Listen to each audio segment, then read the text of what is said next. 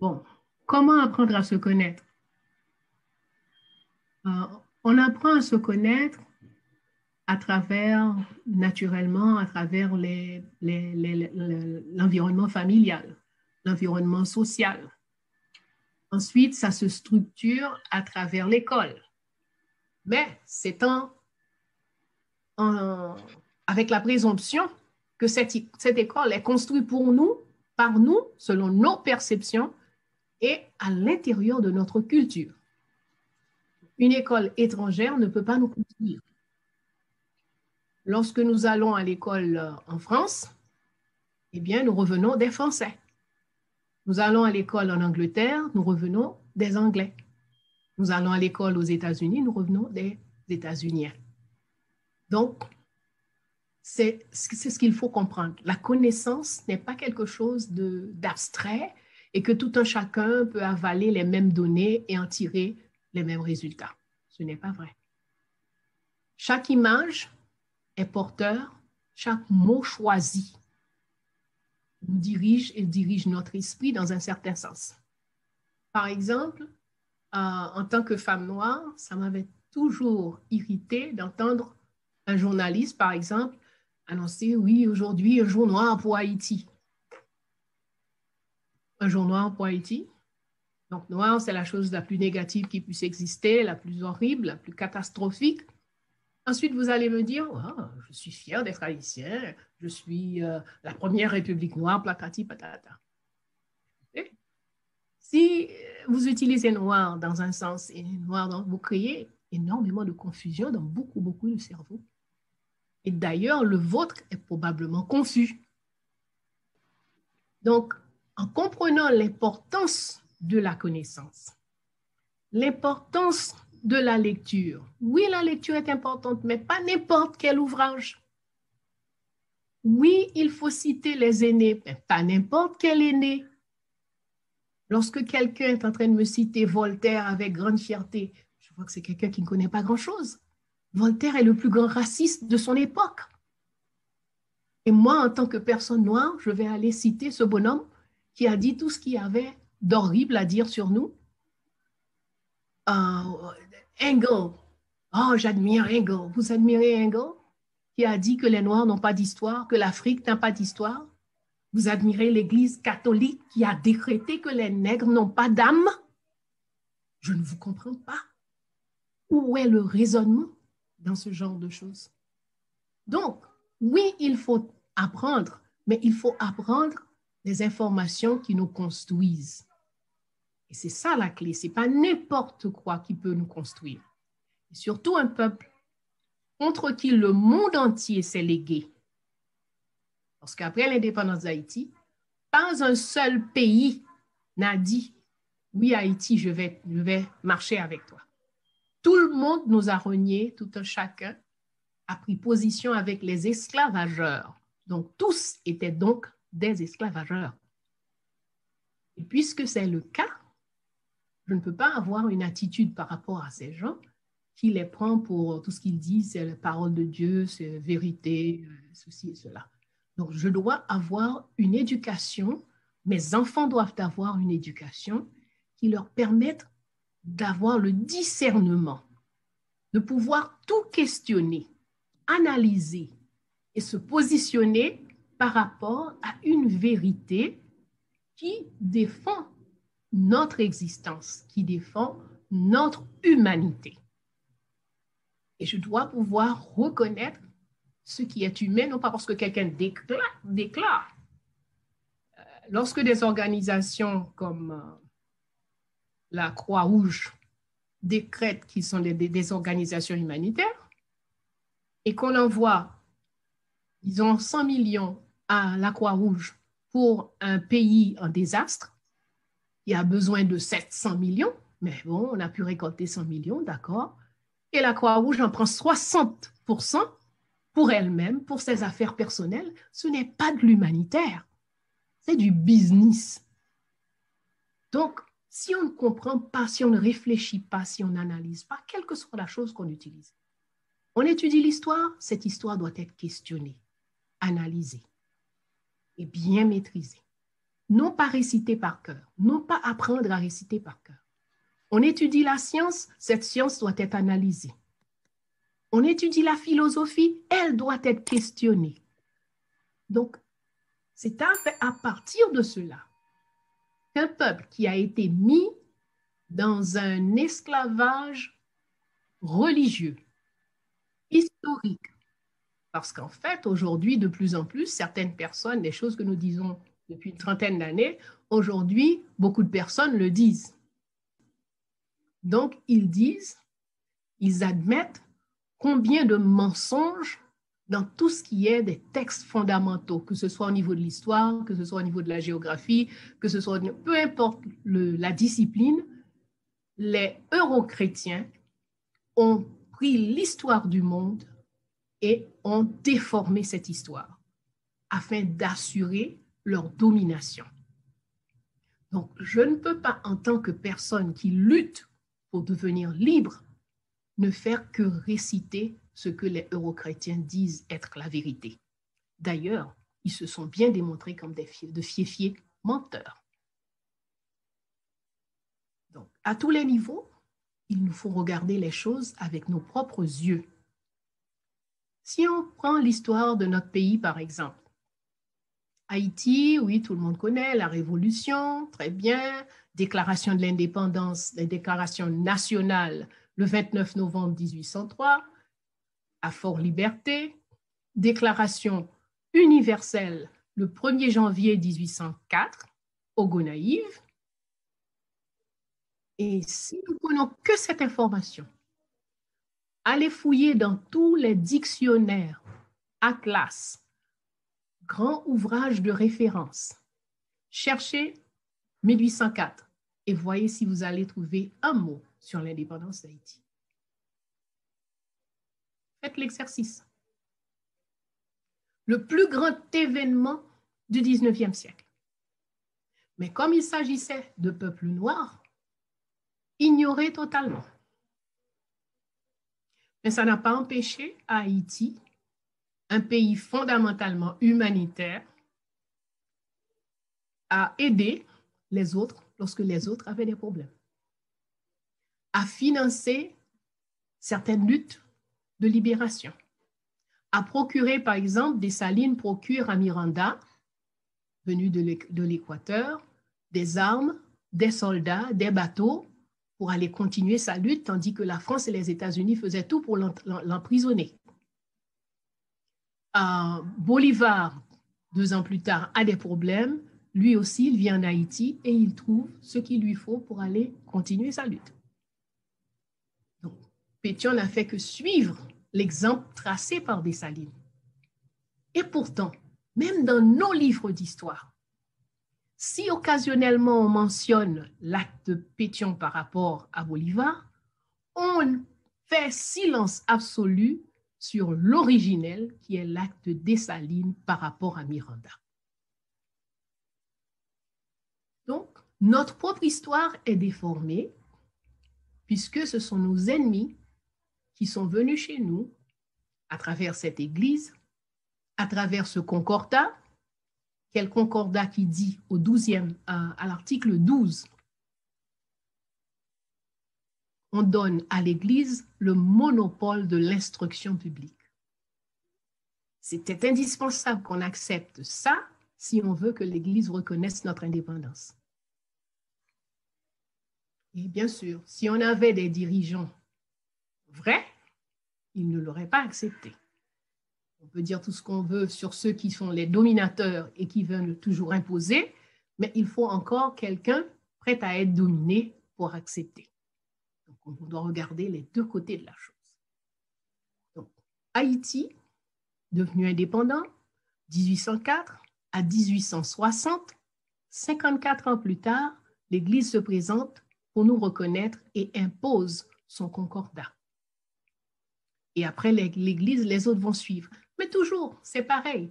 Pour que les euro-chrétiens puissent aller en Afrique, kidnapper les Africains pour instaurer cet esclavage euro-chrétien, ben, il fallait que l'Église sorte une bulle papale pour leur permettre de le faire. Donc, l'Église est toujours l'initiateur de tous les crimes commis des 5-6 derniers siècles. Les documents sont là. Il suffit de faire la recherche. Il suffit de faire face à la réalité. Donc, une fois qu'on comprend que le monde entier s'est ligué contre nous une fois devenu indépendant, nous ne pouvons pas maintenant prendre ce monde et tout ce que ce monde prétend offrir comme étant quelque chose de positif pour nous et comme étant bon pour nous. Nous devons avoir beaucoup plus de discernement et traiter les dossiers tels qu'ils méritent d'être traités. C'est-à-dire, chaque chose, l'analyser, voir si c'est bon pour nous avant que l'on ne puisse approuver quelque chose. Et la même chose est vraie, on peut avoir des milliers à travers les 210, presque 17 ans, les 217 ans de l'existence de notre pays, on peut voir à chaque moment de notre histoire comment ces gens viennent, interfèrent. Par exemple, décembre 1914, les États-Unis qui voulaient imposer le dollar comme base, sous-bassement de la monnaie de tous les pays, eh bien, Haïti a dit non, moi je ne fais pas ça, j'ai ma réserve d'or, je vais continuer avec ma gourde telle qu'elle est. Les États-Unis, la marine américaine débarque en décembre 1914, vole toute la réserve d'or du pays, l'amène aux États-Unis, et puis voilà. Maintenant, vous allez faire quoi? Vous allez appuyer votre argent comment? À chaque fois que Haïti fait un pas de ça,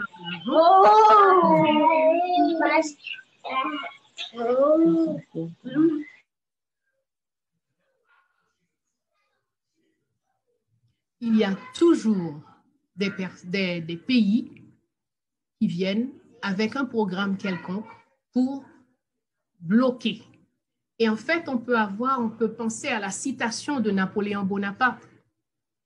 Ma décision de défaire ce qui se faisait à Saint-Domingue n'est pas une décision de commerce ou d'argent, mais c'est une décision pour bloquer l'avancement des nègres à travers le monde, à travers la planète. Et cette phrase de Napoléon, on retrouve son application dans beaucoup de nos relations avec les autres. Il faut en être informé, il faut en être conscient si on veut changer les situations.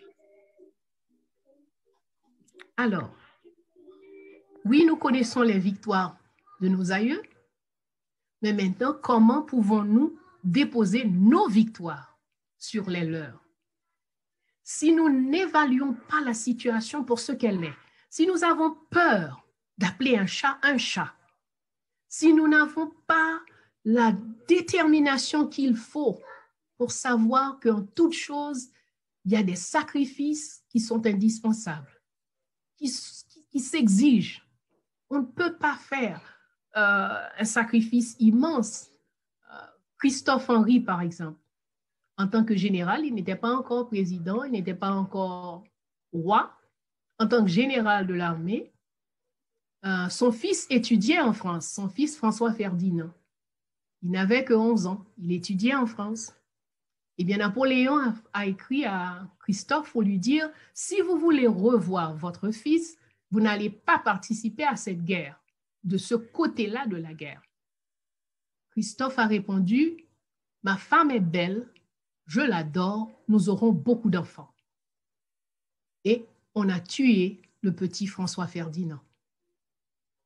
Et puis ce sont ces gens-là qui veulent nous apprendre l'humanisme. Il nous faut réfléchir, il nous faut questionner, analyser, faire les recherches qu'il faut pour acquérir les connaissances qui conviennent à notre situation. Et ensuite, faire une application correcte de cette information afin de gérer notre pays de manière à ajouter des victoires, les nôtres, sur les victoires de nos aïeux, de nos aïeuls. Nos aïeuls, par exemple, une femme comme Marie-Claire Heureuse Félicité Bonheur Dessalines, qui a traversé l'esclavage, est devenue une femme libre, a appris à enseigner les autres, à traiter avec les fruits, à faire à pratiquer la médecine naturelle, est devenue l'épouse du colonel Dessalines, est devenue l'épouse du général et ensuite impératrice à côté de l'empereur. Cette femme ne figure pas dans l'histoire d'Haïti. Pourquoi? Elle a vécu 110 années. Pourquoi il n'y a rien sur elle dans l'histoire qui est supposée être la nôtre? La reine Marie-Louise, il n'y a pas un chapitre sur le royaume du roi. Et ce royaume a fait des choses extraordinaires. Ce royaume a créé notre monnaie, la gourde. Ce royaume a fabriqué les pièces en or et en argent, les pièces de gourde en or et en argent.